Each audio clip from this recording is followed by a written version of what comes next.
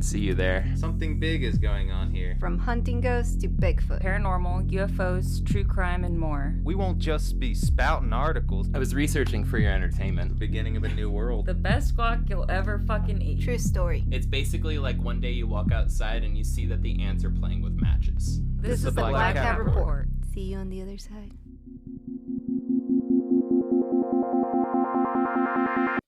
You stare into the rearview mirror and fix it to look onto your face. You can feel your hair blowing in the wind as you leave behind you a trail of bodies. Almost a country long. You put on Freebird as you feel like you're the freest man on earth. No jail can hold you, and no woman can pin you down. Or man, for that matter. You keep driving the byways of the U.S. to find your next victim. You move the mirror back into place, drop down your aviator sunglasses, and put the pedal down. It's time to delve into the sexy serial killer, or better known as the Casanova Killer, Paul John Knowles. Wow. Is he sexy? Wow. He kind of looks like a mix of a young Robert he's Redford. Sexy. Who the How do fuck you not is know that? who that is? Wait, he's just a mix of himself? He's What's just a he mix of in? Robert Redford. Isn't What's he just, in? Isn't he just young Robert Redford at that point? He's young Robert Redford. They said in the book, he looked like a mix between somebody else, but I can't remember the name for now. So, Word. Yeah. What was he in? Robert Redford? Yeah. I don't know the name right off my head. All right, everybody, Google. I don't know if you guys can handle seeing a picture of Robert Redford because he's so dreamy. Mm-hmm. Butch Cassidy and the Sundance Kid, Indecent Proposal, The Sting, Out of Africa, The Horse Whisperer, The Way We Were, The Last Castle,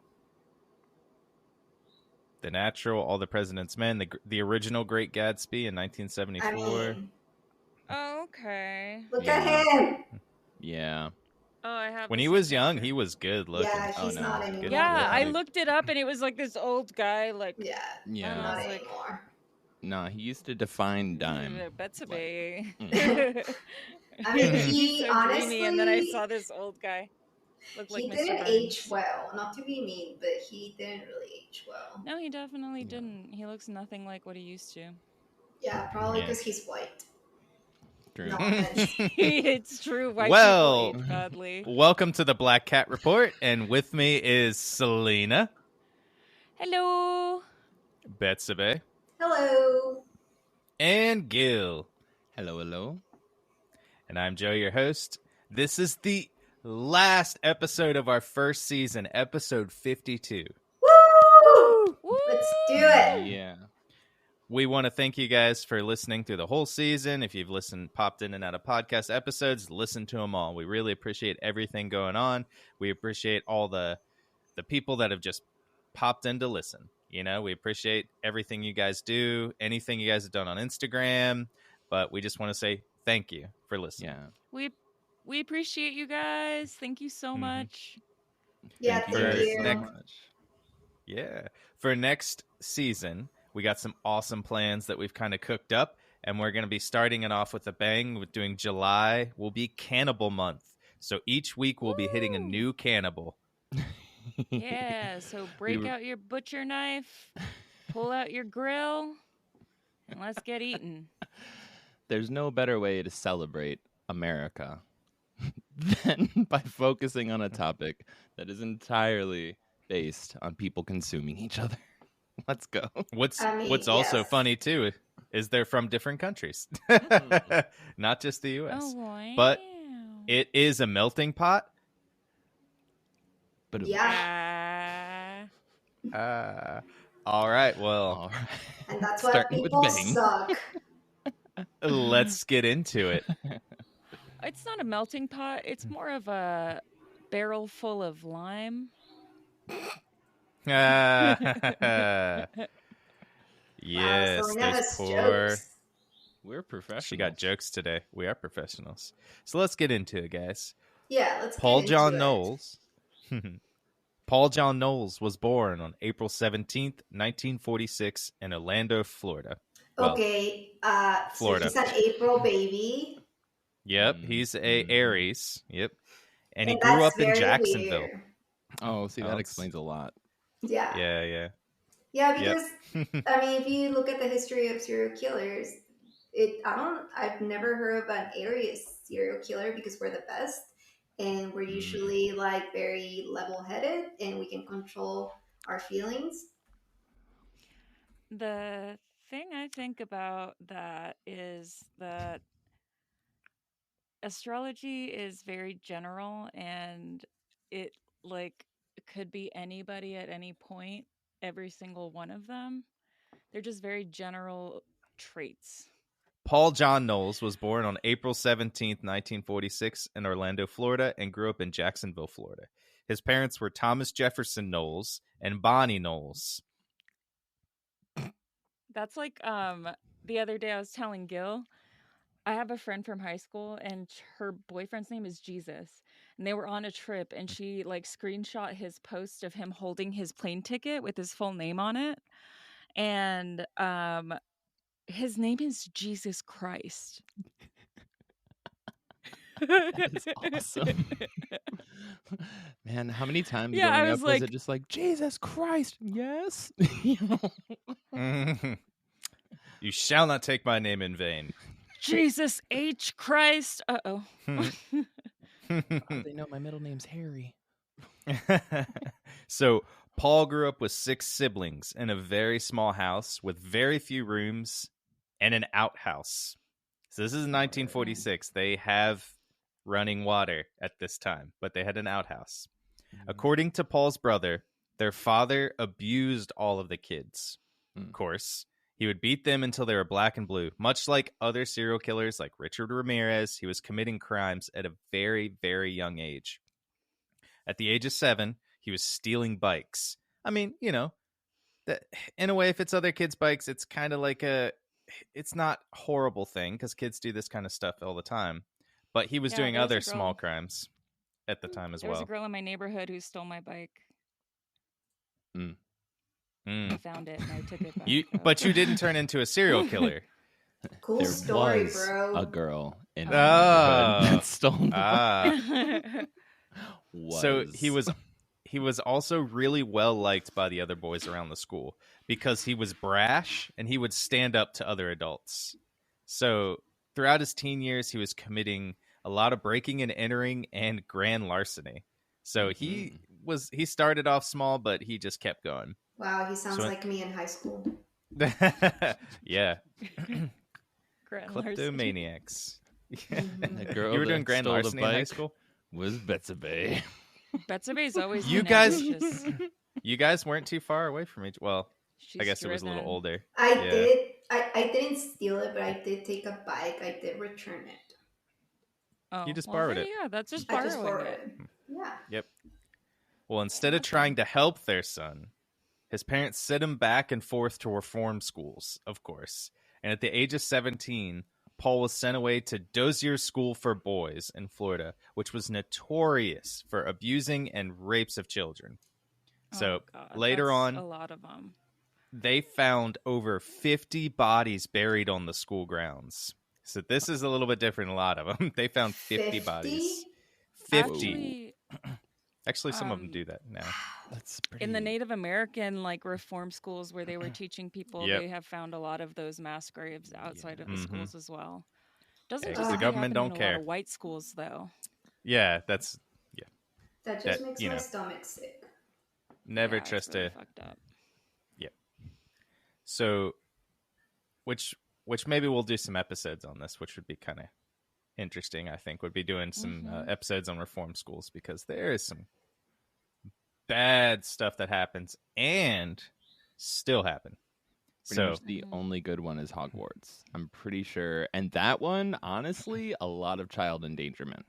Like, just It gonna was say, founded by a trans person or a trans hater, so yeah. I wouldn't go there. But also, like, Yeah. seriously, why do you have dragons that close to kids? Like, not cool. Okay, you know there's some bodies in the walls at Hogwarts. I mean, think there like, literally is there bodies. Yeah. there literally is bodies in the walls in Hogwarts. We They have no killed each example of other. a good reform school. It does not exist. No, Nope. it doesn't. They're just Well- a cover up. It's true. Mm. It's just a place to send kids so they don't have to deal with them anymore. Well, in between being sent back and forth to reform schools, he would meet up with his old friends in Jacksonville and commit more burglaries, just like normal. From his teenage years, Paul was described as a ladies' man. You know, obviously Casanova Killer. He's a ladies' man. Oh, yeah. But he had a very, very, very bad temper. Oh. If he liked a girl but was rejected by her, he wouldn't even think twice about just clocking her in the face. Oh. Oh my god. Yeah. So he had a rage problem. Me. A real After piece of this, shit. Jesus fucking Christ. yeah, after this would happen, you know, obviously the brothers and the boyfriends, because he's asking out girls that have boyfriends as well, knowing this, and they would just get together and just beat the crap out of him. Good. Because they're like, what are you doing, dude? This is not cool. But that never Yeah. deterred his rage. So looks. That's actually pretty common in households where people are abused. It's the circle of life. It's normalized.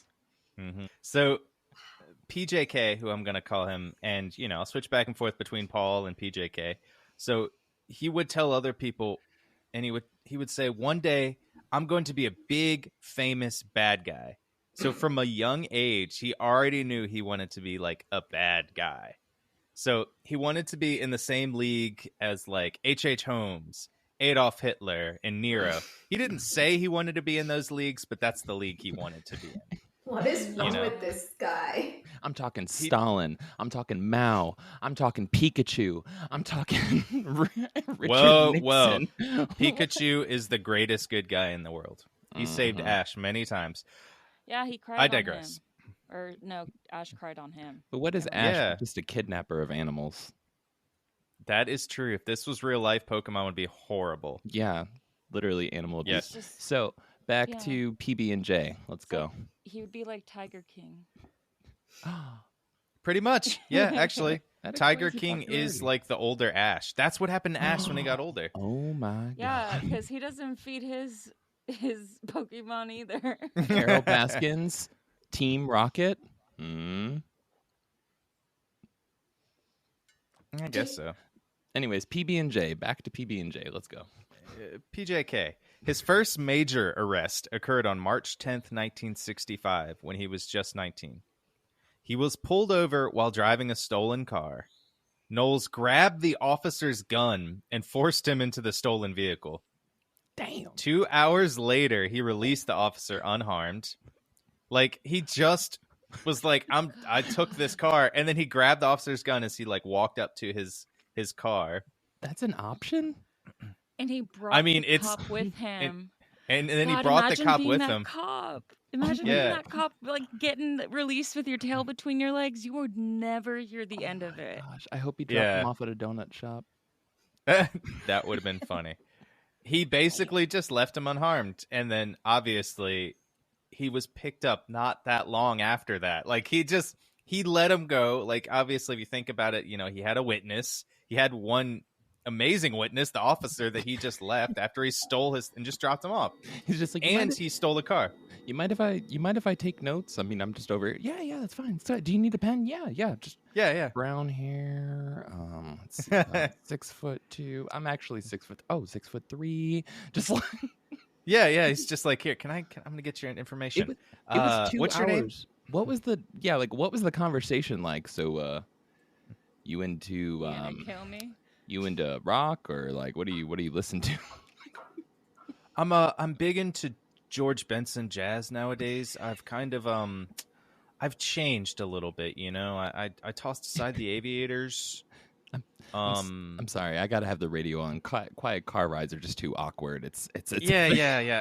I never know what to say with the cop in the back of my car. Anyways, like he got picked up not too long after and got convicted of kidnapping and was sentenced to 1 to 5 years in state prison, you know. Woo. It's not that bad. For no. abducting a police officer, I thought you'd get more. Yeah. I feel like this right? is the the Right? 60s. So So they're like, he's white. He's He's white. This is about to Yeah. be a history oh, on white you. history lesson Yeah. on white I privilege. mean, he's Like- a Yep. white, good-looking guy, so Mhm. True. Yeah. So You can he's going to get away out of with a lot. if you're good looking. Yes, he It's is. true. Science. So That's Paul because, was I know starting from out. firsthand experience. And this is why I can't get away with shit. All right, let's go. So Paul was starting out in his 20s and was already serving his second year in prison. He served 2 years and 8 months for kidnapping that police officer and was paroled. Only served 2 years, almost 3 years. So in April 1968, he was caught attempting to break and enter in the house of Duval County. They sent him right back to Rayford Prison to complete his sentence. Damn. He literally didn't get any more time. What the He just completed his sentence that he was in for the original time. He like literally Jesus. like didn't turn in his like essay, and the teacher gave them extra time to do it, and he still didn't fucking do it, but they gave him extra credit. Like, I don't know if that metaphor Yes. makes any sense. The point is it's just No. like, wow. He literally got like a do-over.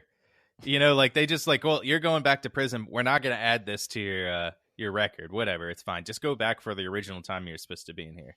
So he was released 2 years later after he had served the rest of his original sentence. Wait, does that mean that he was let go after 8 months and put on parole? Or, I mean, like you said, 2.5 months? So he was in there for two years and 8 months for the Okay. for the original sentence, but they gave him parole.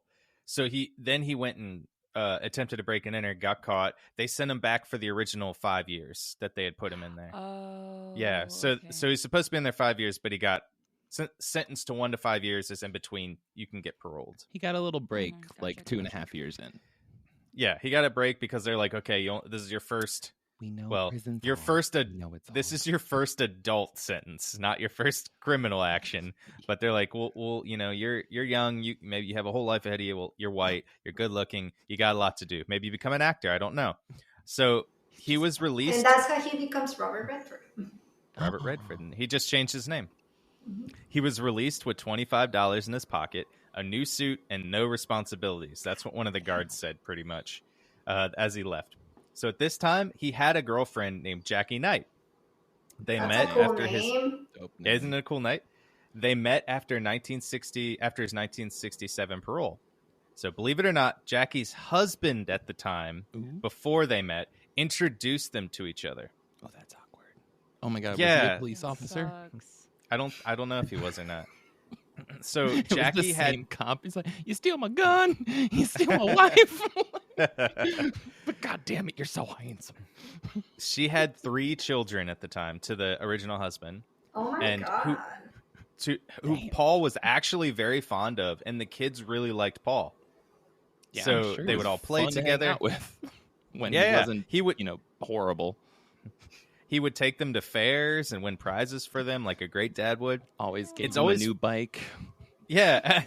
It's always funny to see the duality in serial killers, how they can sometimes just shut off the part of them that wants to murder and rape and be normal, even good people, good lovers, you know? Just be on a Ferris wheel. Ooh. Yeah.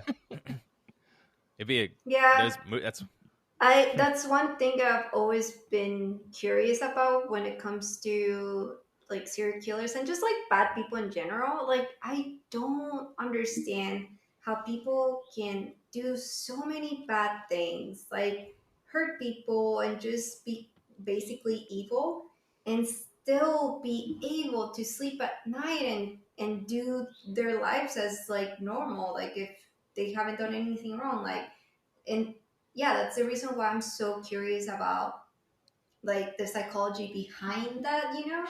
Mhm. Because like how can you just like sleep at night? That's why whenever someone hurts me, I always tell them I hope you have nightmares, you know, because I know they're just gonna go home and sleep and be okay. You know? It's like no. Yeah.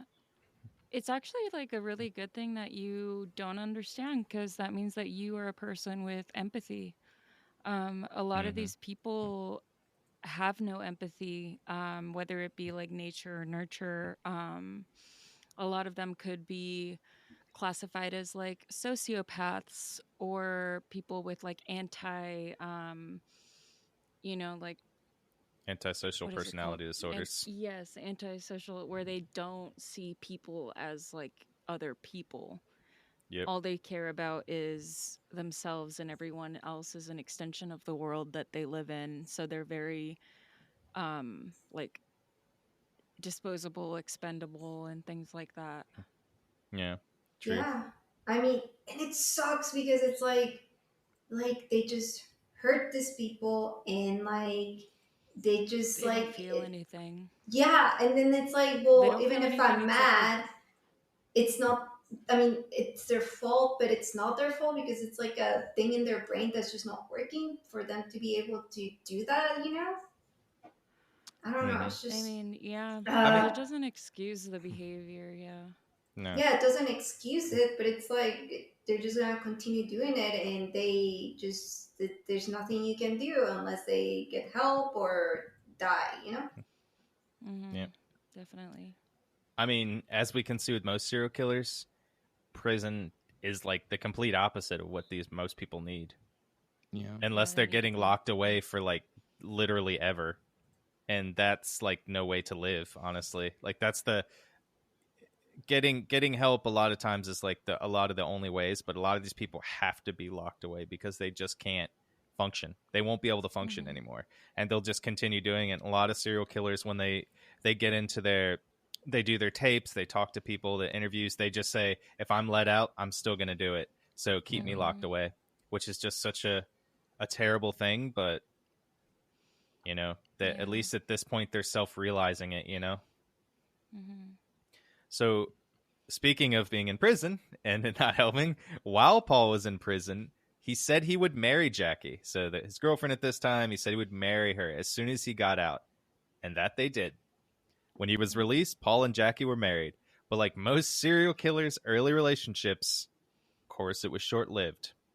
Paul couldn't find any work because, A, nobody's going to hire a convict. You know, nobody wants to hire an ex-convict, especially somebody who is took a policeman hostages, had a record when he was younger about Of, stealing like, and grand theft and larceny. stuff, too. Yeah. Yep. So he went back to what he always did. He went back to Jacksonville and started hanging out with his old buddies. So Jackie smartly took her children and moved to Macon, Georgia. Oh God. And successfully annulled the marriage. So that tells you how quick it was, because it's within 6 months you can annul a marriage, maybe less than that. It Why was explains why she she able to marry him? Why was she able to? Yeah, I mean, like, Oh, yeah, 'cause why you did said she had a husband. Yeah, like how? Yeah, she had a husband, and she knew he Oh was no, in she jail had for being divorced. bad. She had divorced a while ago. So sorry, didn't include that. She had divorced her. It was supposed to say her ex-husband. Oh. They divorced, but her husband at the time introduced them. And while he on parole, so when he went into jail, the Jackie and her husband divorced, and so Jackie started writing letters to Paul. Why? And so they, because he was a great person in her eyes at that time, she didn't see the monster that was about to grow, you know? So she And just it thought was it would be also a his good face. rebound to date some guy that was in jail. Yeah. Hey, man. Some He people are into that. He didn't get the Yep. name Casanova Killer, like, you know what I'm saying? Like, Yeah. not being a Casanova. Yep. Yeah, it was sexy back in the day to be in jail. Yep. Oh, that's So- why you're doing the thing. So Paul was again back to committing burglaries, and then again was convicted of breaking and entering in September of 1971. So my thoughts on this: Paul is either a really, really, really bad criminal, or he just committed so many of them that he eventually got caught. Mm.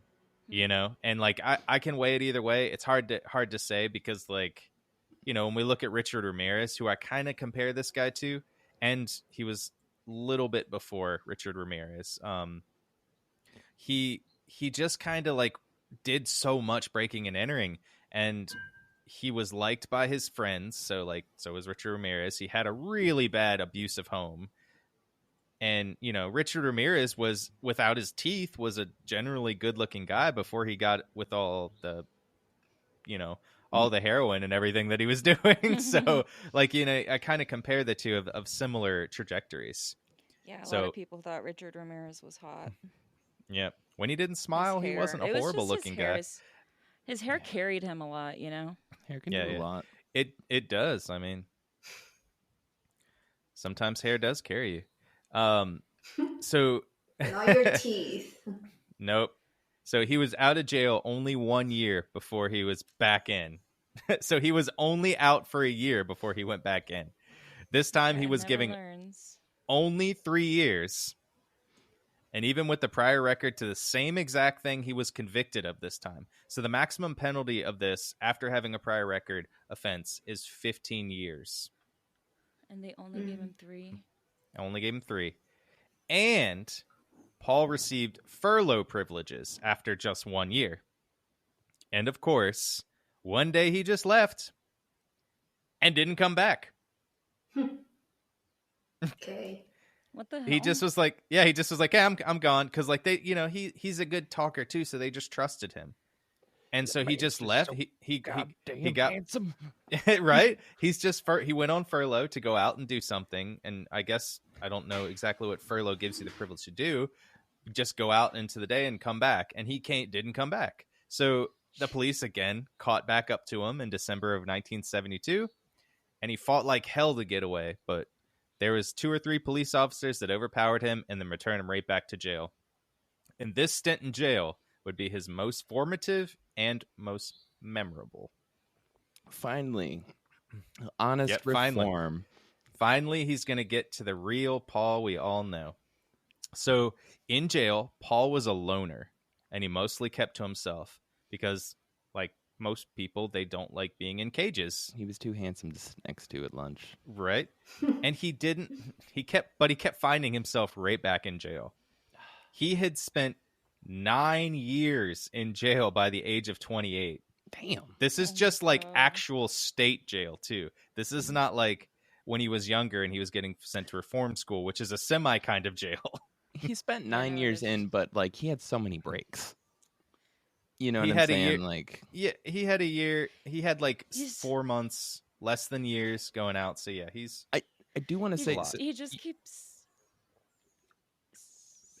Oh, he just keeps like breaking into people's houses badly and being like, how does this keep happening? Oh no. That's the thing. If He's you're like going basically licking all the surfaces and like putting like ink handprints everywhere and being like, I don't know what's going on. just like his hand in the peanut butter jar and just licking his fingers and smearing on everything. But like, he's just leaving pictures of Robert Redford everywhere, you know? But like, that's the thing. So like, you can't be incredibly, really, really, really good looking and actively driving around and breaking into houses because everybody's just looking at you all the time. You have to blend in. You have to be a normie, take right? notice. Yep. Yeah, because they're just like, everybody's like, oh my God, who's that? Don't let him see me looking. Like, that's what everybody does, you know? So like, he's just walking around here like a fucking unicorn through a neighborhood and everybody's like, don't spook him. Don't spook. Wait, why is he going in their house? What the fuck? Yep.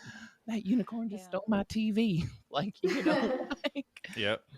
So during I agree. You can't be a handsome burglar. I'm sorry. That's all I'm trying to say. Yeah. Shout out to all the handsome burglars are out there. Please don't rob our houses. We see you. He started spending time in jail reading his horoscope and studying astrology. There you go. There you go. Mm-hmm. Very Aries behavior. And he was very like, I'm Aries not supposed to be like this. So he loved tarot cards.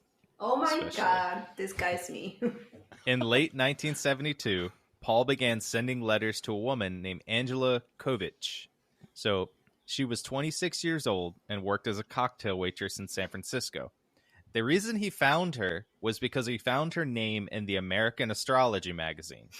So as a sidebar, American Astrology magazine was a magazine that started in 1933 and went all the way until 2003. This episode is brought to you by the American Astrology magazine. So it featured a day-to-day guide to signs and horoscopes of public figures at the time. So it would be like, what would it be? Like Franklin Delano Roosevelt. You should, your horoscope today is don't bomb, Japan. Even though he didn't bomb Japan, it was Herbert Hoover. Or it was Harry Truman, sorry. Stuff like that, basically telling the astrology of public figures at the time. So here's an excerpt from the Aries Daily Guide. All right. So, you're rolling in high. Cash in on enhanced magnetism. Do everything with dramatic flourish. Travel, promote, sell. Consider a new heart interest. And consider a new heart interest he did. Oh my god. Paul and Angela would continue writing each other letters while he was in jail. She would start letters with, "Hi, Mad Dog Knowles." And he'd call her, "My Yiddisher angel." What's that So- mean? What the fuck? Yiddish or angel? I mean, She- both. She said, Was she "Hi, Jewish? Mad Dog Knowles." And he'd call her "My Yiddisher angel." It seems like she was Jewish. Yeah, Yiddish. I don't honestly know if she was Mad Jewish, but Dog, like the Mad Dog Knowles, the like Mad Dog orange 2020. alcohol juicy drink. Mad Dog Mhm. 2020. I don't Yeah, well, understand why. Well, it was just names they had for each other. So she, She's like, "So Mad Dog," and he's like, Yeah. I know. "My angel." well, he's in Yeah. he's in prison, and she knows that, right? She's like, "This is how prison people talk." So I gotta keep So- pet names tough. Yeah. Now you would think that because, well, he had a huge criminal history and he had spent more time in prison in his adult life than he had spent on the outside of prison, she would not be interested. But it did not faze her because her ex-husband was currently in jail as well. Oh my god. He was the cop who had his gun Yeah. stolen, and then his wife stole. They just threw him in jail. Yeah, and they just threw him in jail. He also lied to her, so obviously this is going to be a big thing. He lied to her saying that he was in jail for only drug dealing. So I do want to say why it Because looks so... that's better. Well, no, I mean, look at it this way, though. Like, think about marijuana now, right? So Mm. people were going to jail like that in these days for having any kind of True. paraphernalia, any kind of marijuana. And, like, it's kind of how we look on somebody if they had marijuana now and they go to jail. It's like, it's stupid that they're going to jail for this. So I can Ew, see I wouldn't in some date ways... someone that was in jail for even drugs. Like, that's so lame. But think about it as like they weren't murdering anybody. They didn't break into houses. This guy obviously did, but like it's like a, I don't know. I Lesser of wouldn't two look on somebody. evils. It's a lesser of two evils. You're looking at somebody as like, man, it's just marijuana. Why are they in jail? It's so stupid. It's also So the I can early 1970s. So like seriously, totally Everybody different smoked drug marijuana. culture. They're all in their like 20s at this point. So they just Yeah. like went through like I think was it 71? That was like the summer of love or whatever, but like we're coming like fresh out of like the height of the hippie movement, and it's Yep. like anti-establishment, and like hippie movement, and it's just like, man, I got in here because I got pulled over in Florida with a joint. Now I'm in for this many years. It's like, oh my god, Mad Dog, I'm so sorry. Like Yeah. Mhm. To Yeah. me, this is when they had the best music. But this is just to me from like the late '60s to the mid '70s. So rock and Yeah, roll the my punk heart. movement. And the punk movement too. Yep. They had the best music at this time. Everything's so original. But I digress. So in September of 1973, Angela traveled from San Francisco to Rayford Prison, which is in between Jacksonville and Gainesville, Florida. So kind of in the central part of Florida. During her visit, they, of course, headed off, and Paul proposed to her. Of course, in just a beautiful fashion that I know Betsabe can appreciate, just sitting there at the video camera while they're on two sides of the glass. She said yes. I'll marry you, Mad Dog. Aw, that is cute. And I can just imagine in his prison orange jumpsuit and his handcuffs behind a glass wall, he got a few candles that were snuck in someone's prison wallet, and he got down on one knee and said, In their prison. "Angela Kovich, all the signs are pointing to you marrying me." Oh my god. Okay, that's cute. And That is she really said, cute. "My horoscope says that I should say yes to any new adventures today." That's just how I imagine it. I'm so glad I bribed that magazine to put that in this week. Oh my god. So- I mean, Aries are so romantic, so I get it. Right? So she hired a lawyer, Sheldon Yavitz, to help secure his parole. She hired a lawyer for him to secure his parole so he could join her in San Francisco. Yep, she was like, I'm going to shell out some money. She's a cocktail waitress in San Francisco at this time. She's probably making some bank right now. So Damn, 70s being in San Francisco in the 70s. And Maybe. a waitress. They were making There's some bank. high rollers. There's some high Damn. rollers, though, in San Francisco at this time. So they agreed to hear his parole hearing and granted him early release again. So Paul lied through his teeth so that they would believe him, basically let him go. So he said maybe he could be better. He told them he was angry and aimless before, and now he had a reason to abandon his old ways. I once was a mad dog. Now I'm just an old puppy. I'm a good dog. There, Judge. An old puppy. Yeah. So he was released on May 1974 and flew to meet his wife in San Francisco. Woo! Yeah. So he Wow. arrived. Yeah, So he's romantic. going for it. Angels. Yep. But he arrived in San Francisco to find his arrival was less warm than he thought. No. Instead of having a happy future wife waiting for him, he found a woman who pretty much changed her mind. Oh. No. Oh no. A After psychic. all that?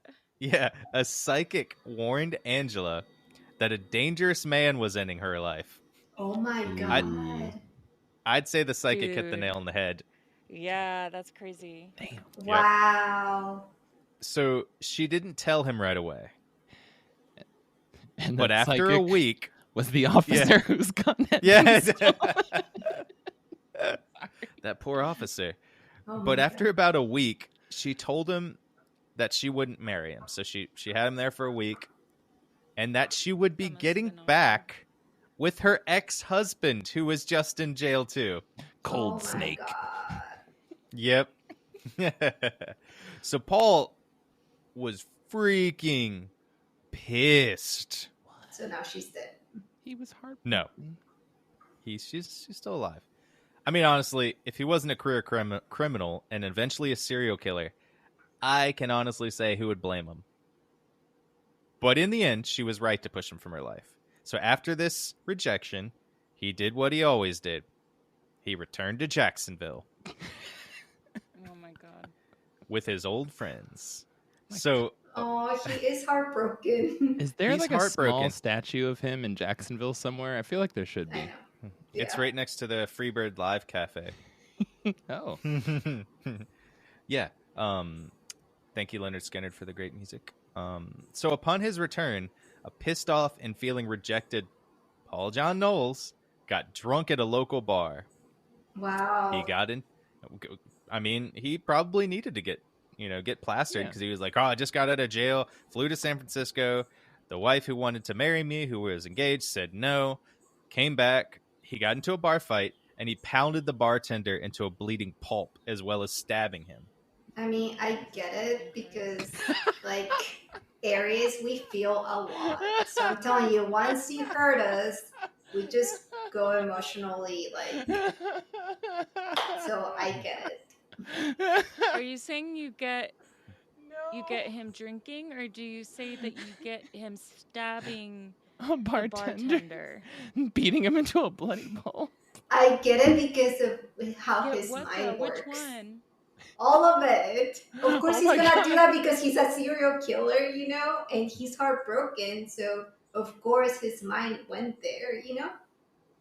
No. I'm not excusing him, but I see his behavior, like his patterns. So he was picked up and put into local jail, obviously. But Paul had no intentions of going back to Rayford jail, which he was just in. So on July 26, 1974, he picked the lock and escaped. So It was Woo! that This was- easy? Freedom. it was that easy. What the fuck? He literally picked the lock because, he didn't want to He go said back to the... bye-bye.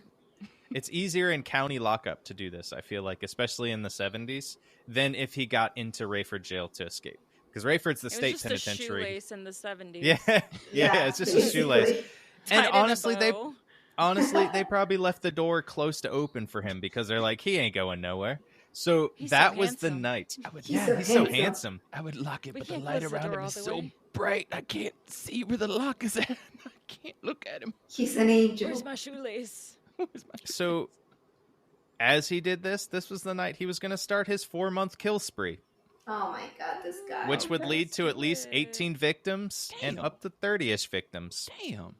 So he had, so this, I want to say, well, I'll bring it up later when we I get mean, into all it. this So, because he's heartbroken. well, I mean, I'm sure there's a million other things going on in his mind, and we'll get into this. So on July Love 26, makes you do crazy things. It does. On July 26, 1974, Paul was on the run. So this is the same day he escaped, and he needed money and a car to get away fast. He got into the home of Alice Curtis, a 65-year-old retired school teacher. Now, I say got into and not broken into because it was never made clear whether or not he was invited in because of his charming ways or if he actually broke into the home. So it was never mentioned. I mean, So is he a vampire that he needs to be invited in? I was thinking the same thing. Well, he could be. So he overpowered Alice and tied her up as he was in the home. Now he needed money and he needed it fast. So he basically upended her home. He did his Richard Ramirez thing. He went through and tried to steal all of her stuff. He put a gag into her mouth to make sure she couldn't scream. And while he was burglarizing the home, her dentures came out because of her gag and then choked her to death. Oh, damn. Damn. So when he went back to check on her and make sure she was all tied up, she was already dead. Oh wow. So as with most serial killers, most of the time their first kill, in quotations, I'm going to put it, is usually an accident. So now, once they feel that they've gotten this, they are giving themselves the allowance to kill. And I know Selena's probably nodding right now, being like, yep, that's what's happening. Now he's like, yep. Yeah, Yeah, and a and lot so- of times also they like find some kind of like sexual like excitement from like looking and being like, oh, I killed someone, you know? Yep. Like it's Yep. a very weird, their brain Boner. wires are Yeah. crossed. And at the moment, that won't come into it. But he now thought to himself, well, if I do go back to jail, I'll now actually be on the higher end of the prison hierarchy. You know, he'd be a murderer instead of just like a low robber or, you know, break and enter a person. So he's like, he's like on the top acting like- rung. He's acting like he's like a part of a timeshare or something. Hey, going back and forth to jail. He's yeah. like, when Yeah. he's like, when I get back there, I really do want to be on top. And it's just like, do you have like stake in it or something? Like, why are you wanting to go back there? You want to improve your life in there? Like, you're gonna be there for a while? Like, you know, there's other options. Yeah, for sure. That's So how it feels to me. Well, I mean, he has a lot of problems going with this being younger. So he was in and out of jail. Right now he has no place to call home, because honestly, that's in general at this point, it's his own fault. So he stole her Dodge Dart, or as actually my parents call it, the Dodge Fart. And they actually re-released the Dodge Dart too now, and it's the same. My parents always hated that car. But they went to hide out at one of his friend's house, who doesn't know that he's a murderer yet. So less than 1 week later, on August 1st, Paul would strike again. This time, it was two young girls. At 6 p.m., Elizabeth Anderson took her 13-year-old daughter and left her home to visit a sick relative. The two younger daughters, 11-year-old Lillian and 6-year-old Mylette, were left at home. At 7 p.m., just an hour later, Elizabeth Anderson's husband, Jack, who was due to come home pretty quickly from there, called just to make sure like they were okay. You know? Elizabeth also called the house to make sure the girls were okay, and they were assured at 7 p.m. they were fine. So it just happened that the two girls were in the wrong place at the wrong time. Paul said that he was in the middle of abandoning Alice's stolen Dodge Fart in a peaceful residential neighborhood. The two girls, Lillian and Mylette, saw Paul. He thought they would tell on him because they knew him. Paul's mom was a friend of Elizabeth Anderson, so he coaxed them into his car. Elizabeth Anderson was their mother. So he coaxed them into his car, drove to a remote location, and strangled them both. He then proceeded to dump their bodies into a swamp. Oh my god. They would not find the bodies of the two girls until after he was captured, and heard it in his diary tapes. Jesus.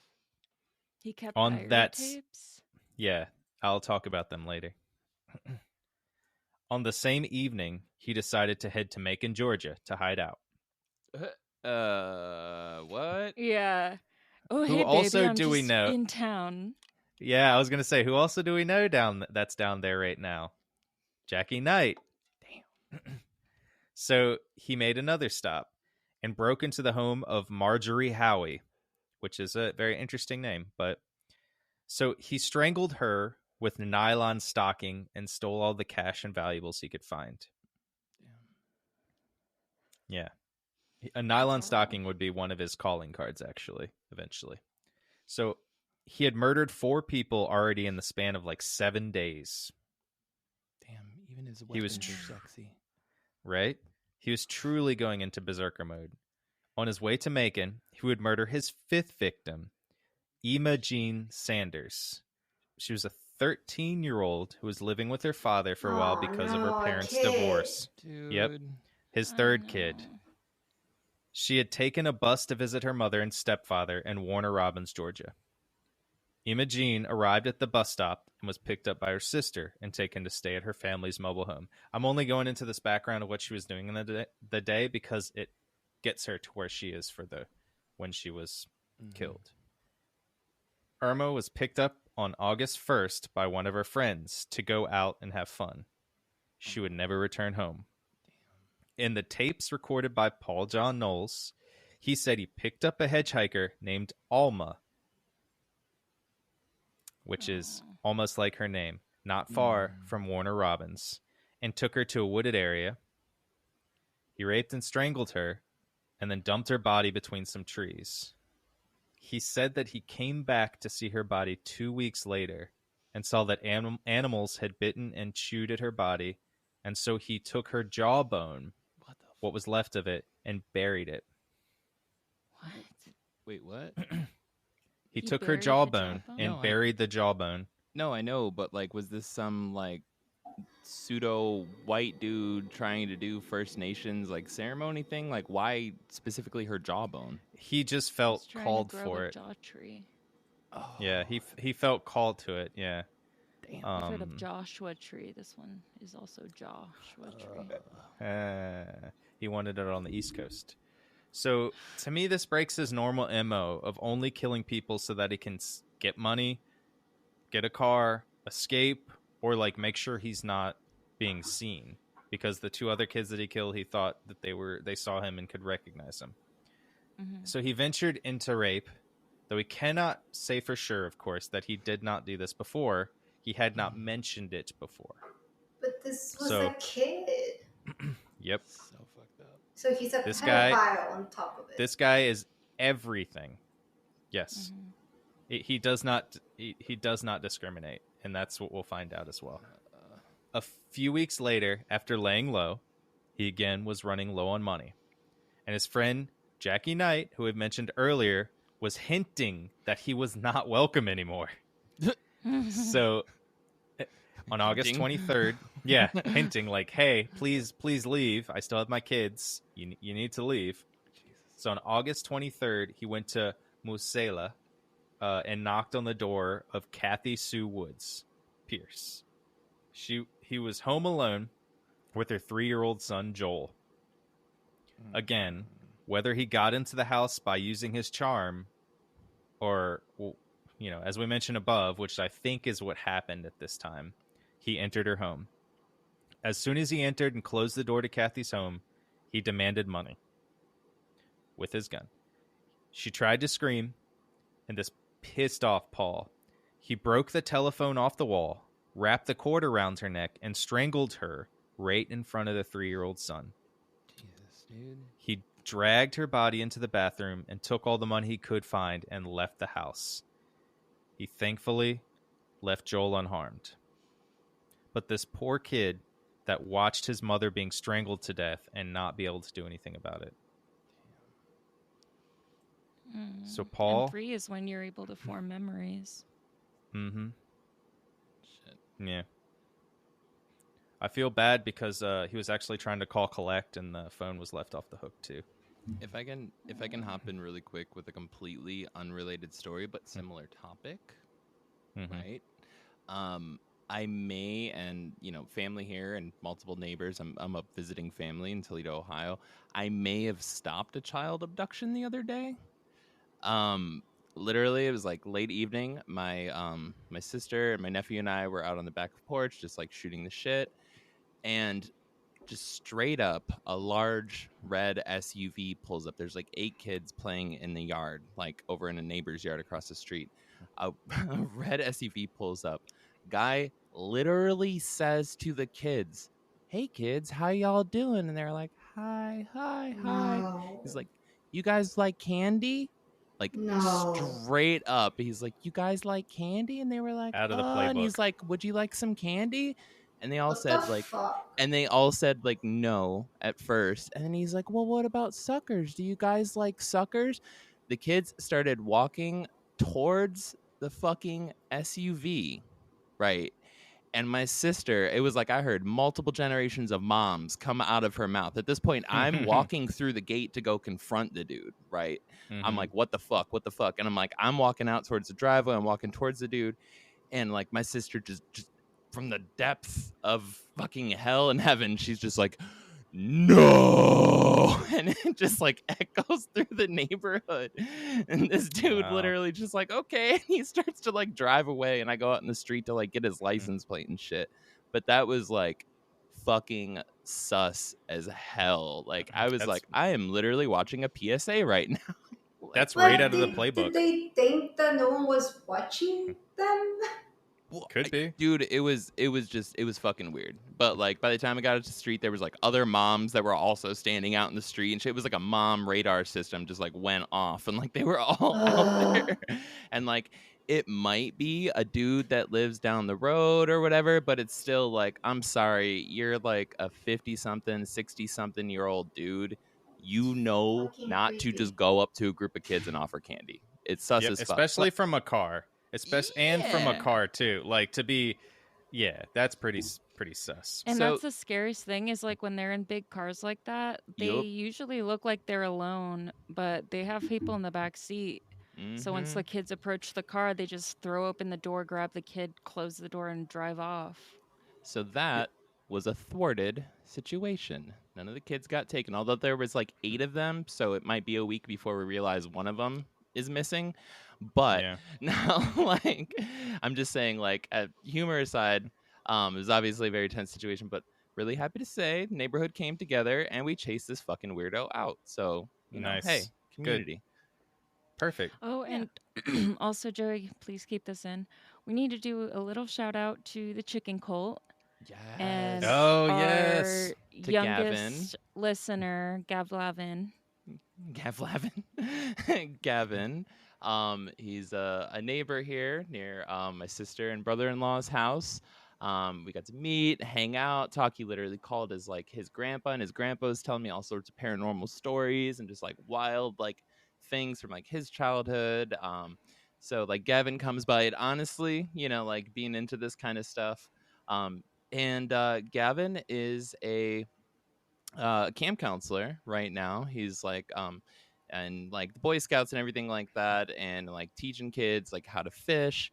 And the other day, and he showed me the video on the phone. If it wasn't a bunch of kids, I would totally share it to social media, but that's not right. So just Gavin's got the video. I've seen it. The proof is out there. But they captured a wild chicken, a rooster in the woods, an all black rooster. And there's a video of Gavin holding the chicken above his head with a bunch of little 6 and 7-year-olds all chanting KFC, KFC as they're standing out on the dock. And I've never been more proud of our listeners. So shout out to Gavin, shout out to the chicken cults, and shout out to all the moms that are stopping people offering candy to kids. Yeah, thank you, Right. moms. Thank and you, moms. dads, and just humans in general that do that. Mm-hmm. Yep. Thank Yeah, you. that's step in. So Yeah. Great. I love it. I love the chicken cult. And so Just Paul, like just like that entirely guy shit. in the red SUV. So just like the guy in the red SUV, Paul, knowing he needed to get some distance between himself and the crimes, decided to head to the birthplace of our very own Gil.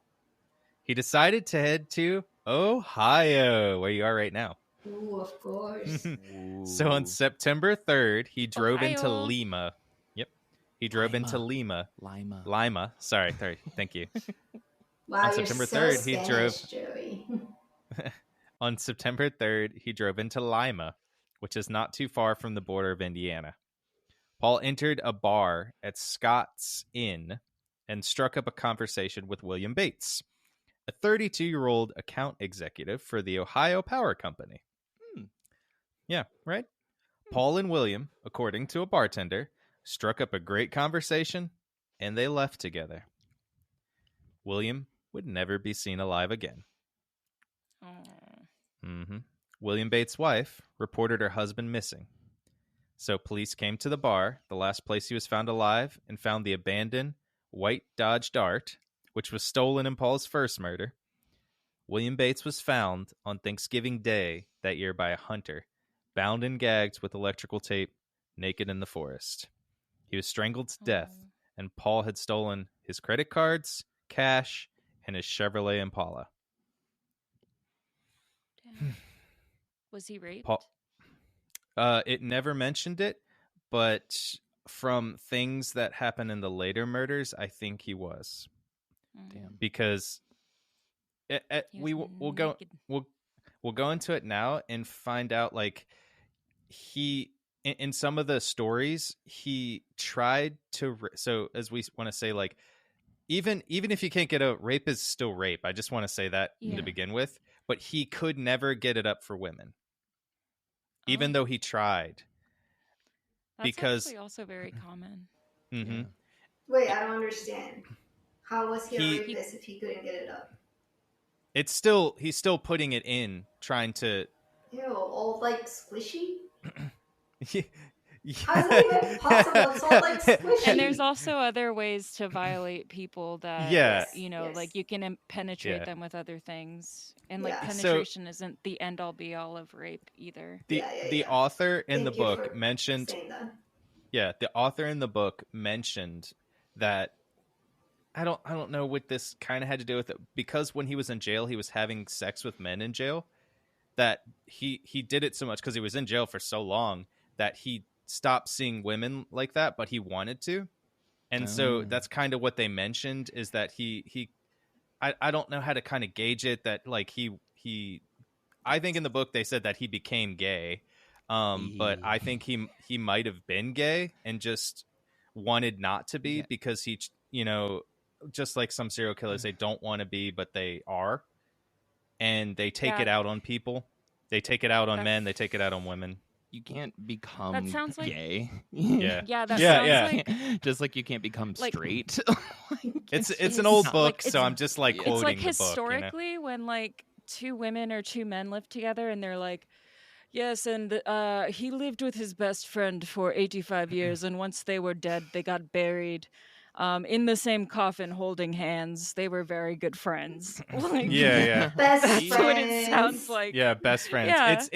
It's an old book, so that's kind of how like it comes off. I didn't want to mention it like that, but I'm just trying to give the what the author said. I'm relaying what the author says. Yeah, and that is also messenger. Yeah. I think, and personally, I think that he was gay. He just didn't want it. Just like some serial killers will kill people just because they don't want to be in their things as like outcasts, or they do, depending on how they are. But he just didn't want to feel like it, so he killed it. Like, he didn't mention that he raped them, the men. Mm-hmm. But since they were naked, tied, and pretty much out there, that he didn't want to mention it. Mm-hmm. So Paul was very quick at getting away because he had no attachments after this. So after he stole William Bates's cards, his cash, his Chevrolet Impala, he made a quick getaway. So he would come in and kill somebody in a town and then leave before the bodies were ever found. So it was very much easy for him to get away, and very hard to attribute him to these crimes. Some of the only ways we know that he committed these crimes because he admitted to them, and some of them were attributed to him by where they thought that he was at a certain time, and his MO, his slight little MO of nylon stocking. So he headed west according to the traces on the credit card transactions of William Bates. He passed through Montana and then Utah. So he's he's a U.S. traveler right now. And he ended up in Nevada. And you say Nevada, it's not Nevada, because they will kill you if you say Nevada. It's Nevada. Nevada. Yep, Nevada. On September 12th, he was in Ely, Nevada. He was broke. Nevada. Sorry. He was broke because the money and credit cards had run out. Much easier to do back in those days because there's not as much traces as there were, and they can't just cut off your credit cards without, especially if someone's already dead. So Paul John Knowles had picked up a gun during his travels, most likely purchased from a pawn shop. He used the gun to overpower Emmett and Lois Johnson, who were in their 60s. He tied them up and shot both of them right behind their left ear. Then took their cash and credit cards and then moved on. He didn't rest long because as he was on his way back to the East Coast, he murdered another woman named Charlene Hicks at a rest stop. He followed his normal MO, and she was found nude, strangled to death. Her body was torn where he dragged her through the brush and barbed wire fence that separated the woods from the road. Oh my god.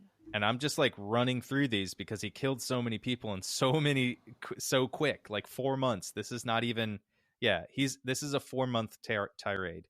2 days later, he was in Birmingham, Alabama, as he's going back to the East Coast. Looks like he's heading back to, right? As he's heading back to, where else would he be going? Jacksonville. He met a woman named Ann Dawson, who was a beautician.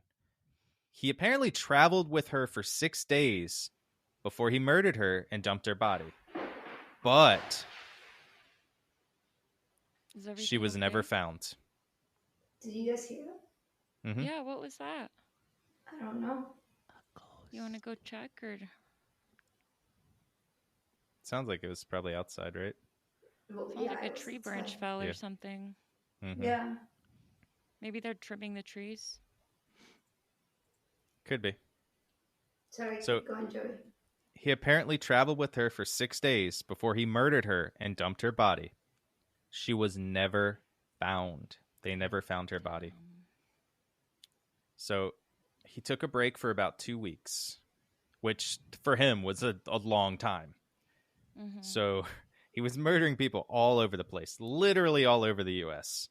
So in the 70s to find someone like this, it's just like, look how long it took them to find Ted Bundy, you know, as he was going through the...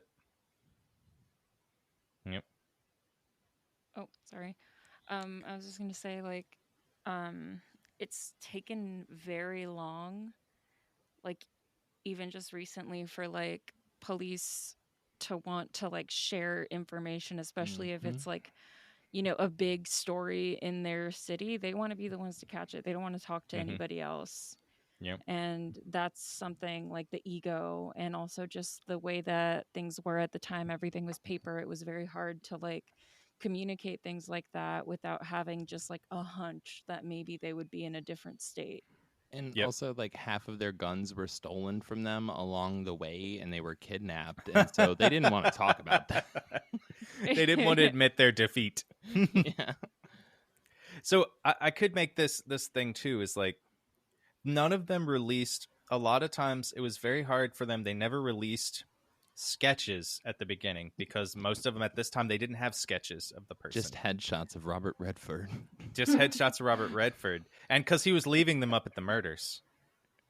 It's like, why do I get arrested every week?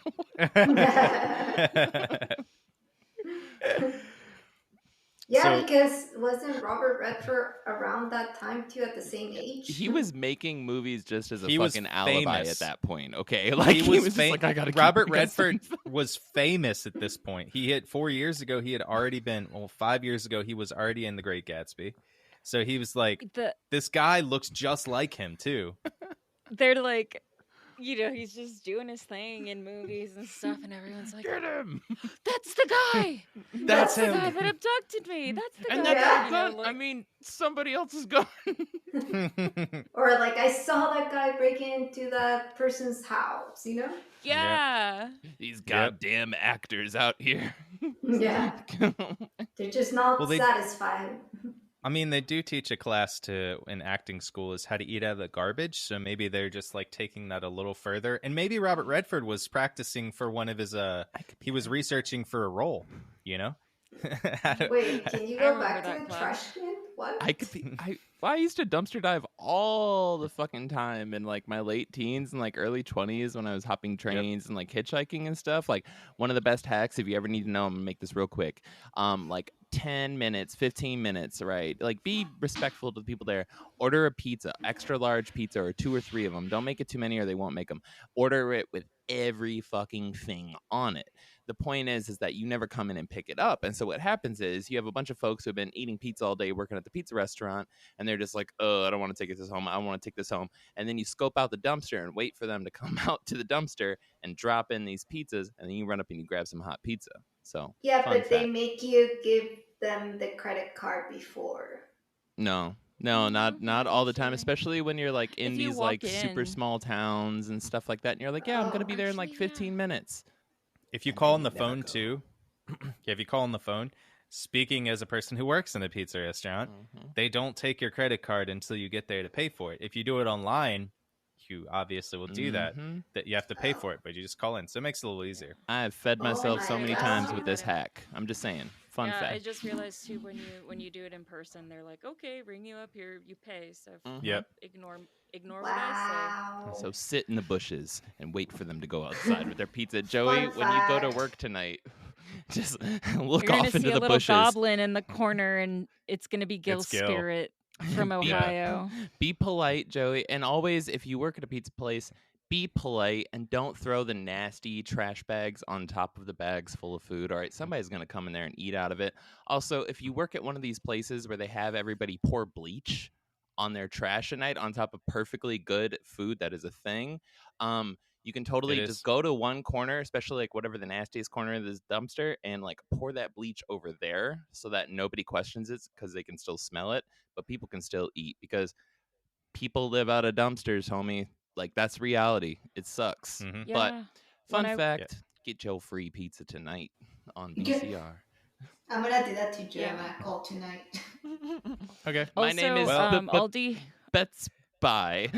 Bits by. Aldi has kind of nasty trash, but they do have a lot of fresh fruits and stuff that they throw away. And we do Also not. Starbucks. They don't pour bleach on it. And yes, Starbucks throws away a ton of like frozen food. That honestly you can keep frozen at your house and cook for a really long time. So if you And work next at an actual store, you can take that stuff home at the end of the day. Sorry, everybody, we just got way off track. Let's go. Next week, I'll be giving tips on how to use bolt cutters to stop hydraulic presses on dumpsters. Moving on. Love it. So if you guys need to get your free food, or if you're in a bad way and you're listening to this podcast, somehow, maybe you know Gil from a past life, or you just like listening to paranormal podcasts while you're sitting in the woods with creepy things happening with your tent. That's how you get your food if you didn't know. So, like Paul John Knowles, on October 16th, he walked up to a home in Marlborough, Connecticut, and knocked on the door. Please don't do this also if you're in a bad way. Do not be Paul John Knowles. Be a Gil. Don't confuse tips with us breaking down steps of a serial killer. Yeah, we're just trying to help you out. We don't want you murdering anybody. We want you fed, living a good life. So when Dawn Wynn, who is a 16-year-old, opened the door in Marlborough, Connecticut, after Paul John Knowles knocked on her door, Paul forced his way in, tied her up, and did what he always does. Raped her. He waited for Dawn's mother to come home. He did the same thing to her. Then he strangled them both with silk stockings and left. He took everything he could find. He grabbed money. He grabbed tape recorder, which will be used soon. and some records, which he then gifted to Jackie Knight's children when he visited them again, his ex-wife, who left him and annulled their marriage a long time ago. Well, not that long ago, I guess, in this timeline. So 3 days after leaving Connecticut, he arrived in Woodford, Virginia. So I'm just going through these because this is literally like he's going like the Energizer Bunny, the Energizer serial killer. And so he forced 53-year-old Doris Hovey to let him enter her home. He told her, "I only want a gun." So she said, "Okay, like, you only want the gun, like, just take the gun and leave." So she took him to the study to grab her husband's rifle. Once he had the gun, he loaded it, shot her through the head. Jesus. He dusted off his fingerprints, and then left the rifle right next to her. And Tried to make Yep. it look like a suicide. there was no reason. In his tapes, he said he just didn't care. He just killed her. There's no MO to a lot of the stuff anymore. Like, he's just doing He's so just- much crazy stuff. yeah. The stalkings are almost kind of his MO, but he's still doing other things that don't match it. So he's been a little weird. Mhm. He's not doing this for Satan. He's not doing this for Jesus. He's not doing this for, like, anybody. It's just Except for himself. except for himself. Yep. I'm out here and I'm doing it for myself. Yep. And as we know, like, some serial killers, like Richard Ramirez, they're big into, this is my Satan worship. This is how I do it. And I think there was another serial killer who God told him he needed to murder the whole world, just to start it over again. And he had a crazy friend named Charlie. Mm-hmm. He had a crazy friend named Charlie. I can't remember the guy's name, but yeah.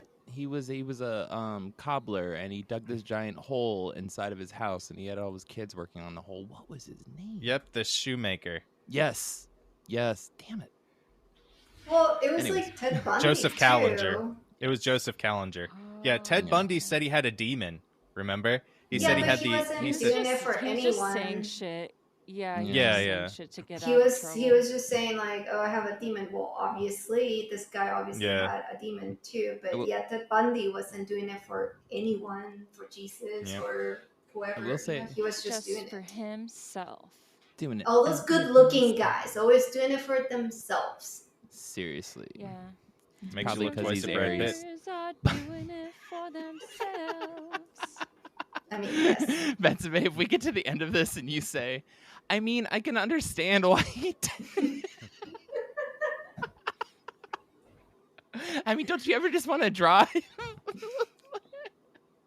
No, but I will say, I think that Slivko might be the most honest serial killer, which is like the most insane part of all of it, because he was so.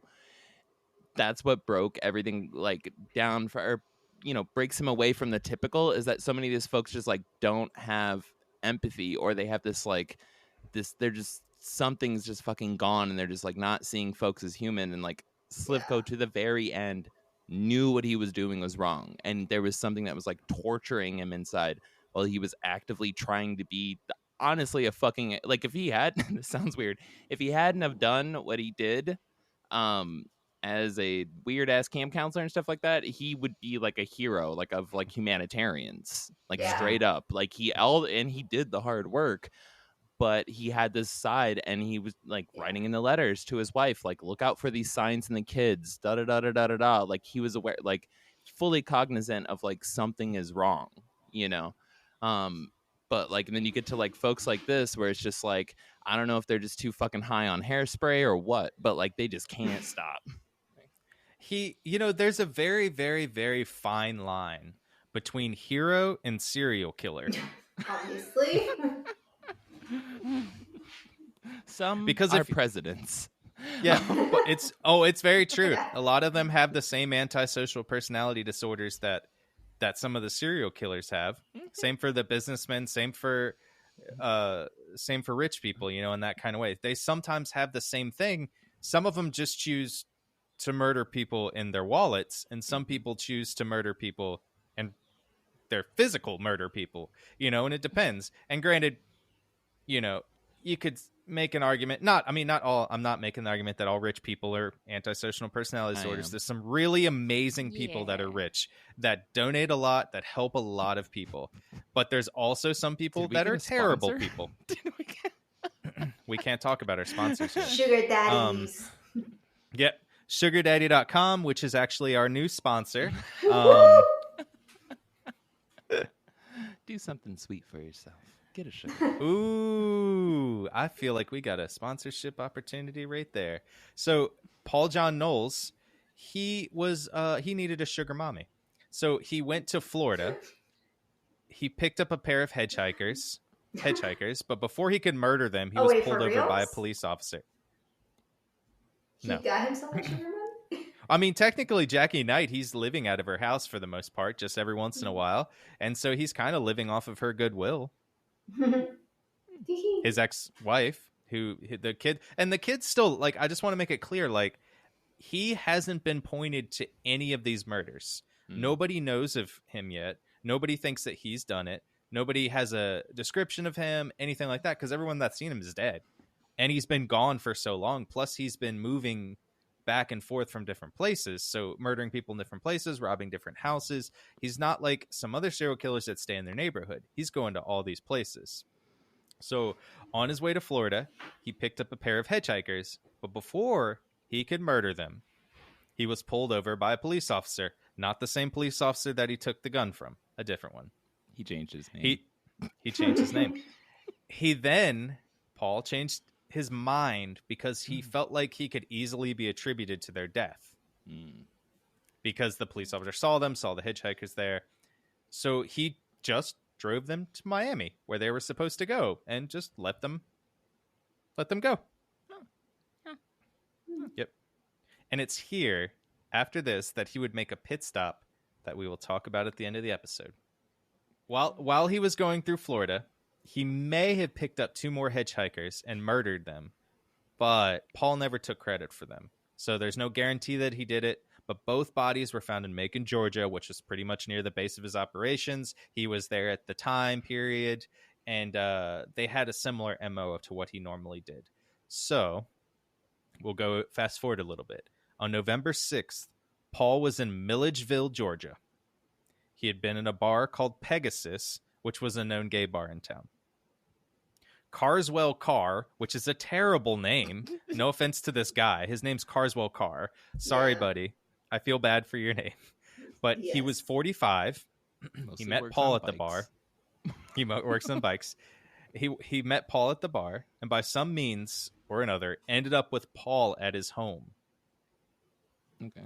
Paul stripped Carswell naked and tied him up to his bed. He then started stabbing him with a pair of scissors and torturing him. Carswell didn't die of blood loss. He died of a heart attack. Oh, fuck. Because it was so horrifying. His second victim was Amanda.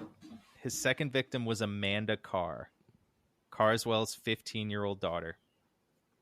He strangled her with horrible violence and then attempted, again, as we talked about before, he did rape her, but because he couldn't get it up, over and over again, he tried to rape her. She, like all the other victims, had a nylon stocking around her neck and another shoved down her throat. Paul then took Carswell's brown leather briefcase, shaving kit, credit cards, and house keys. He also took a watch and a digital clock from Amanda's room. He took a lot of random stuff. The town was in shock, obviously, after they found this out. However, a few days later, once the murders were posted in the paper, a sales clerk at a department store remembered a man who came in and purchased a tape recorder and blank tapes with Mr. Carswell Carr's credit cards. She called the police and gave them a description. She said he was a tall, good-looking young man with red hair and a Zapata mustache. Zapata, thank you. I don't know how to say that. So instead of continuing on the normal path he stayed in Georgia. Unlike the other times when he just went to a different place. He drove to Atlanta and booked a hotel room at the Holiday Inn again using the credit cards. What you It's doing? here. Nothing killing at He's the so Holiday Inn. he's so dumb. Yeah, it's here he would meet the lady who would write a book about him. Oh, I do want to say this is not the same book that I read. This is a different book. At the Holiday Inn, he would meet a British journalist named Sandy Fawkes. Fawkes. that's a dope name. Mm-hmm.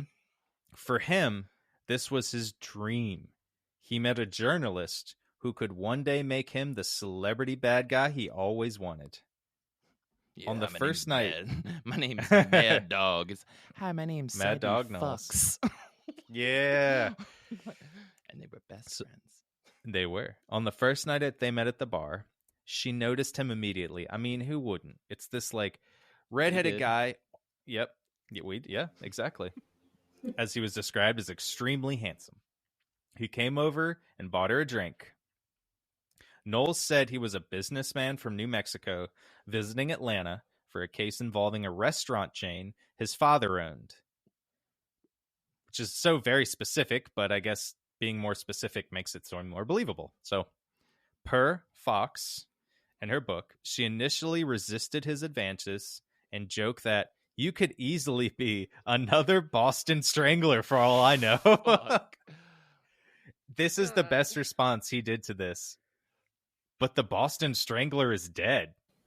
Ooh, That's what he said. Casanova. Right? Yeah. Live me. Damn. Yeah. For me, I would be like, well, time to go. But she was intrigued and disarmed by his charm, obviously. That was a smooth line. He's but I'm like, I'd just- really like to wear your skin. And she's like, oh my God, you like my skin? I noticed you were wearing stockings. I'm intrigued. He's like, I'm the intrigued. stockings would look good around your neck. What do you mean, like a scarf? I like being choked. Oh, Ooh. no. We just So they Yes. ended up in Sandy's hotel. We're all just like, ugh. Ooh, destruction of the podcast. It So went from dry humor to die humor. Like what? oh, not the dice kind. They ended up in Sandy's hotel We're room. back. They ended up in Sandy's hotel room, and they're about to do the do. But Paul, again, like we had just talked about before, and all of his other things, he couldn't get it up. So they just cuddled the rest of the night. Aww. They just had a nice little cuddle sesh. I bet you he was a little Aw. spoon. Yeah. Yep. He was like crying. He's like, this doesn't happen all the time, I promise. And then she's like, it's okay, honey. And he's like, can I be the little spoon? Yeah. So, yeah, pretty much that's what he did. So What a bitch. the next day, he shaved off his mustache And with she dumped this with the stolen razor from the recent murder victim. Yep. So Carswell Carr, he used the razor. So he's just using all this stuff. Oh my So- god, now he's just being weird. Yeah, Wait, did he and steal like Car's car? he did. Yes, he stole the Carswell's car. Yep. Stole So they're Car's weak- car. Yeah, Carswell's car's car. Poor Ah. guy. I mean, I feel terrible. I don't Um, remember this scene from Cars. It was a deleted scene. So Cars, their cars, weaker car. so their weaker Sorry. so together was defined by, as Fox described it in her book, trying to ditch Paul and him being a cowardly dog and kept coming back. Basically, she would say, "I have to go to this meeting. I have to go interview somebody for for the magazine, and I just got to go." And he's like, "Well, I'll drive you. I'll take you there." And he kept doing this over and over and like showing up and being like, here's some groceries, here's some things. Like basically she, and her book Jawbone. described it. Yeah, a jawbone. And her book described it as she just kept like kicking him to the curb, but he's like kept coming back. Mm. And so you can actually read her book, which is called Natural Born Killer, which also honestly has some very terrible reviews on Amazon. But if you'd like to read the point of view on Paul John Knowles, please go ahead and read it. So we're going to go ahead and skip after Sandy Fox left him. So she survived. She basically eventually got rid of him. And it was pretty much, she just said, I'm gone, and nothing happened to her. She lived. one of the people that lived. So on November 10th, Paul met James and Susan Mackenzie, a British couple who knew Sandy and felt sorry for Paul after she basically kicked him to the curb. They saw that he was now all alone and had no one to go to. As we know, this is pretty much what he deserves. But they took pity on him and formed a nice, friendly, trusting relationship with him. In one day, they formed a nice, friendly, trusting relationship with him. Jeez. The next day, Paul offered to drive Susan to her hair appointment, and she said it's fine, like that's fine. And James said, like, okay, it's fine, like you're nice enough, go ahead and drive her, like she didn't have a car. So they started driving. Paul pulled over a short distance from the house and then asked Susan to have sex with him, like any person would do. She said no. So he pulled out his pistol and pointed it at her. And I do want to say this is awesome. So instead of cowering away from it, she fought back, knocked the weapon aside. Hell yeah. She tried to get out of the door, but before she could get out, he grabbed a fistful of her hair. Oh. She broke loose and ran into the road. Damn. She waved down a passing motorist and immediately went straight to the police with the description. Fuck yeah, girl. Yeah. So she got away. Hell yeah. Robert The Redford police- just tried to kidnap me. I would be like, oh my god, cool, Robert. Yeah. So the Oh my God, police he's put out interested in me. He's interested in me? Oh, I'll send him a nice you? letter. The police put out a bulletin looking for the man named Daryl Golden, which was, he gave them that name, Daryl Golden, which I just want to say, that's a pretty fucking cool name. Yeah. Is it? Daryl Golden? Yeah, me and Betsy Yeah. are like, Yeah, but like It at the sounds Maybe time, this so is like- good. at the time Maybe this it's is gonna like a be- guy's name. Well, no, it's like at the time it's gonna be like, yeah. So I have a reservation for 2 under Mr. Golden. See? Yeah. It's all about saying the Oh, last you know what I'm name. saying? It's that. No, Mr. I would Golden. be like, okay. Mr. Golden Potato Skin. I do have a running, like rule in life, which is never trust a Daryl, ever. Never trust them. Just saying. Well, we won't unpack that yet. Season If you listen to next season 2, we'll unpack that. So two. not too long after that, a West Palm Beach policeman recognized the white Chevrolet Impala and pulled Paul over. Paul pulled out a sawn-off shotgun and pointed it at the officer. It's not the same freaking officer that got his gun stolen. But the officer dropped to the ground underneath the door and then just waited until Paul pulled away. Not again. This like reminds me of the movie Jingle All the Way with Arnold Schwarzenegger when he keeps messing with the same cop. Yes. It's like their Inspired story. by the autobiography of Robert Redford. Robert Redford, Yes. yes. Yes. So after he pulled away, on the same day, Barnaby Jones. on that same day, he pulled up to the home of Beverly Maybe, who was a wheelchair bound older woman. Excuse me. Ooh. Paul introduced himself as Bob Williams from the IRS and asked if he could come in. First off, I just want to stop and say to everyone, if there's someone at your door saying they're from the IRS, do not let them in. Yeah, even if they're from Do the not IRS. let them in. Yeah. Yes. They will Especially send- if they are from the IRS. They will send you mail. But because she was older, wheelchair bound, she wanted to not seem like she was not trusting of the government. She said, okay, please come on in. But as soon as he crossed the door frame, he changed his demeanor and told her he needed a getaway car. She did not have a car, so she told him her sister... Sorry. She did not have a car, so she told him her sister Barbara Tucker had a car and would be home soon. So Paul just sat down and waited patiently. I just wonder what that Okay. conversation was like. She's like, He just so sat there. are you from the IRS? I mean, he could have kept that up and be like, "Hey, so we're actually here to make up for lost taxes, and repossess. we're repossessing your car. I don't have a car. Your brother's car. I don't have a brother. Your sister's car. She's gonna be over in 20 minutes. Okay." Like, Okay. I do want to say that I think Paul, he's one of those guys that has like a great opening line, you know? mhm. He has like a really great opening Not line. Robert But Redford. after that opening line, he just falls apart, you know? Like I feel like cuz like he gets in and he's like so excited and he's like I got in, and then he's like, "Oh shit, now what do I do?" Yeah. So then he pulls out his gun and starts blasting. No, I mean he just kind of doesn't have the follow up. So I feel like if he was actually Robert Redford, he would probably be like when you see a great trailer Mhm. and then you see the movie and you're like, "Oh man, all the good parts of this were in the trailer. Why do I need to see the movie?" Yeah. That makes sense. So after he waited patiently, Barbara Tucker arrived. He tied Beverly up and forced Barbara to go with him to Fort Pierce in her Volkswagen. At the hotel, he again tried to rape her as we're distinguishing this, but he couldn't get it up. And then he left her tied and gagged in the hotel room and took the car. So in the documentary I watched, it was a very short, very small documentary on YouTube.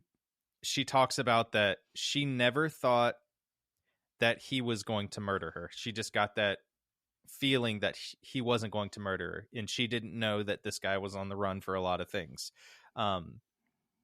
And she said it in a weird way. She also didn't think, I think it's just because he's a good-looking guy that she never felt like it was trying to rape her, which was kind of a weird way for her to say this, you know. And it was just, I never understood why she was talking like this, but I think it was just because he was a good-looking guy. And so he left her in the hotel room. She got out of her binds and called the police. Again, she gave the police a detailed ID, and they finally got the name of who they were looking for. Paul John Knowles. Now, the police all over the state were looking for him, and a police officer named Charles Eugene Campbell saw the Volkswagen. He pulled him over and stopped the driver for questioning. But like every other time, Paul drew his gun before the officer could even reach for his. I feel like Paul's like a Billy the Kid with police officers. So he ordered the officer to cuff himself and get in the back of the patrol car. Why is Gil dying? Because he wants to say it's the same police officer like he has He been does. all episode. I really just wanted the whole time. It is I'm not the picturing- same police officer. The whole time I'm picturing the same cop. Let's just say it is. He's being relocated all across the country. He's like, God damn. Yeah. He just has the unlucky thing. So he then got in the front seat and stole the police car, and he left the Volkswagen on the side of the road. So during the kidnapping, a passing motorist noticed and called the police. The police actually were not able to arrive in time, of course. Couldn't get to there. And so Paul, smartly knowing he needed to get rid of the police car, used it to his advantage. He pulled over another car with the police car, driven by James Meyer, near a wooded area. He put Meyer and the officer into the back of the Ford Gran Torino that he has stolen from James Meyer. He then got back on his way in the new car. Paul pulled into a gas station in Lakeland, Georgia to buy some cigarettes. The shop owner rightly noticed that a police officer was in the back of the car, but then just shrugged and thought nothing of it. He just sees a police officer kind of in the back, locked in the back of the car while this guy's going in there. He's like, it's He's fine. like, must be a stripper. Yeah, it must be the stripper. So there's two people in the back of this car now. After he just shrugged it off, until later he saw reports of the crime and then called the description of the new vehicle to the police. So now the police had a description of the vehicle, the new vehicle that he's stolen. The next day, on November 17th, 2 Georgia sheriffs saw the blue Ford traveling on the highway. They set up roadblocks everywhere and didn't get a hit until 1:10 that afternoon. Instead of surrendering, he went out in the Devil Rejects way, blasting Freebird, and busted through the barrier. Oh my god. After he busted through the barrier, he crashed into a tree. He was hurt, but not dead. He jumped out and started running. So the police searched the car, but could not find the trooper or James Meyer. The police searched the woods, but could not find anything on Paul John Knowles. Eventually, Knowles ended up out of the clearing on the homestead of David Clark. Clark grabbed his hunting shotgun and approached him. He saw that this man was bleeding and exhausted. Paul simply told him, "Please help me."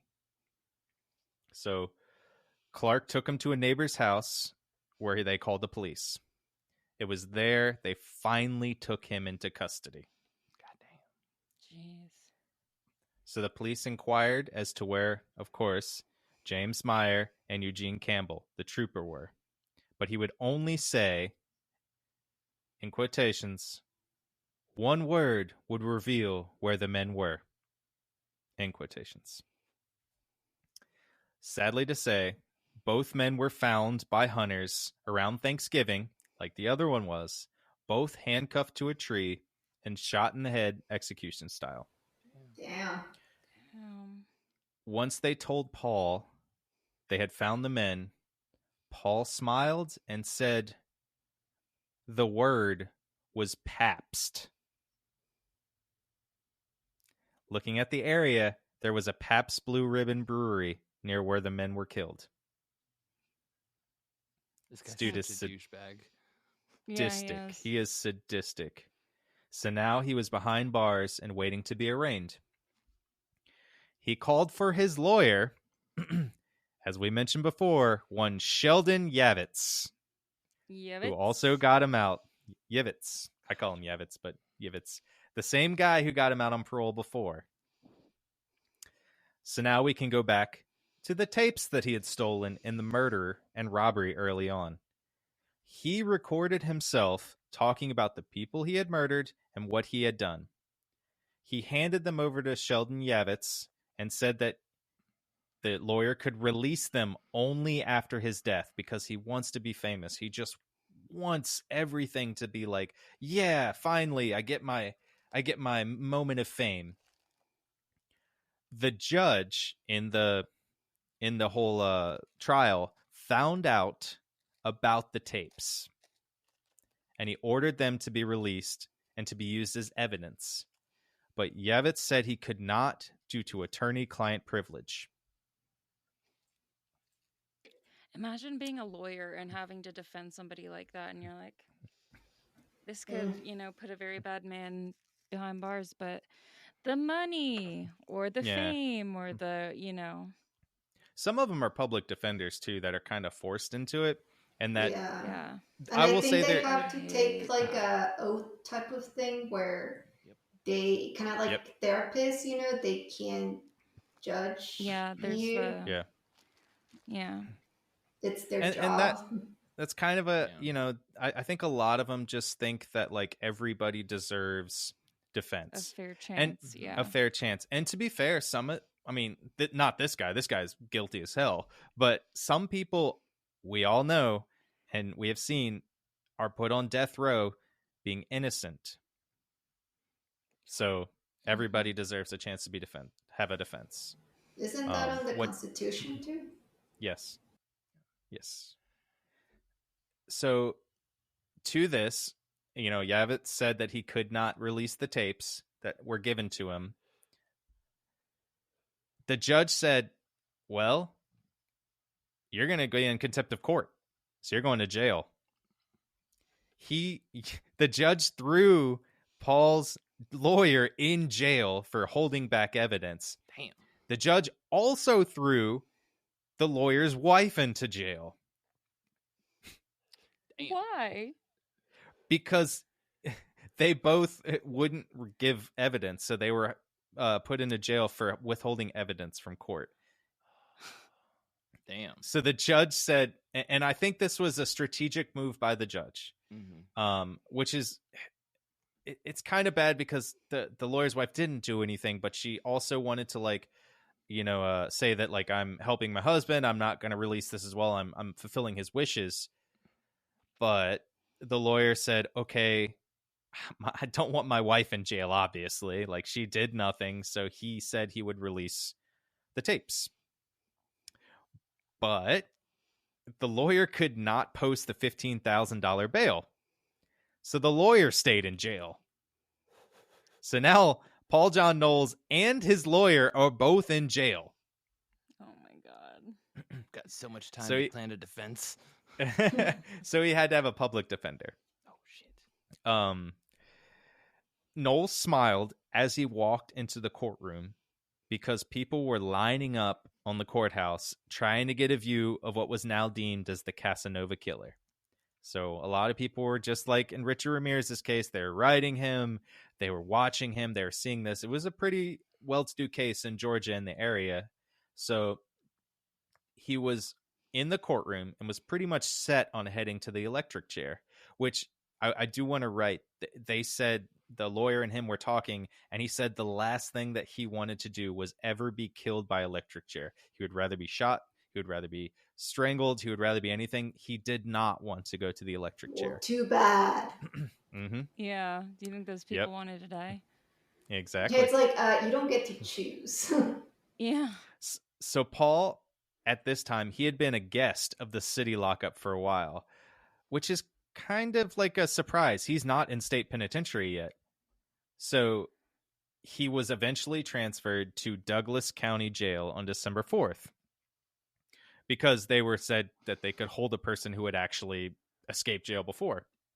So a few weeks after his transfer, on December 18th, Paul told Sheriff Lee and a Bureau of Investigation agent, Ron Angel, that he would lead them to the service revolver of the officer that he murdered, which was a crucial piece of evidence in the case. And no, it's not the same service revolver that he stole from the other guy, Gil. So they put him in the back seat and Sheriff Lee drove. Paul had handcuffs securing his wrists and ankles. They had traveled a bit down the road, and like a wannabe James Dean or Robert Redford bad boy movie scene, Paul lit up a cigarette. There you go. Wow. This guy's so ridiculous. Yep. So He's so extra. yeah, the sheriff told him to hand the cigarette over. Paul put out the cigarette and then lunged forward. He had picked the lock with a broken piece of paperclip he had stolen from the jail. Paul grabbed at the sheriff's gun, which went off in the holster. So he grabbed the gun, took and shot in the holster. It did not hit the sheriff or the Bureau of Investigation. Sheriff Lee kept battling, and he was also driving, trying to push this guy back. So he's just sitting there with one hand on his right hand, pushing him back, trying to make sure that this guy doesn't get his revolver because it's going to be like the other ones. He's just going to kill him and get away again. So Ron Angel, being the angel in this situation, pulled his gun and shot him 3 times. Yay. Right? One bullet went into Knowles' chest, hit a bone, and exited his right side. The second went in under his right arm, and the third bullet went in right into his brain. Damn. The car skidded off the highway and into a small embankment. PJK was dead. Yay. Yay. Yeah. Paul John Knowles was dead, and I think that if he had gotten the gun of the sheriff, both the sheriff and the agent would be dead, and he would be again on the run. He was dead, and we were left with his tapes. Justice was not served. They searched his jail cell and found a few things scribbled on the walls. In quotations, this is what he wrote. "When this is over, I will be more famous, or even more so." And then wrote, Paul John Knowles December 4th, 1974 until ? Yeah, And so he was- forever? Question mark. Right? And he was gone. A man who had a 4-month reign of terror in 1974, pretty much from Florida all the way to Nevada. He was proven to have committed 18 murders, but could have killed up to 31 people. And he joined a huge list of serial killers in the 1970s, but couldn't even make waves until more recently. Because to me, he was a mustached little asshole. And we'll see you next week. Bye. Yay. Bye. Thanks for listening to the Black Cat Report and our episode on Paul John Knowles, the Casanova Killer. We just hit 1 year of episodes. We'll be starting season 2 off with a bang next week with Cannibal Month. Keeping with the cannibal theme every week, we'll be delving into a new cannibal. Can't wait to roll this out for you. Please follow us on Instagram and like, review, and follow, and we'll see you on the other side.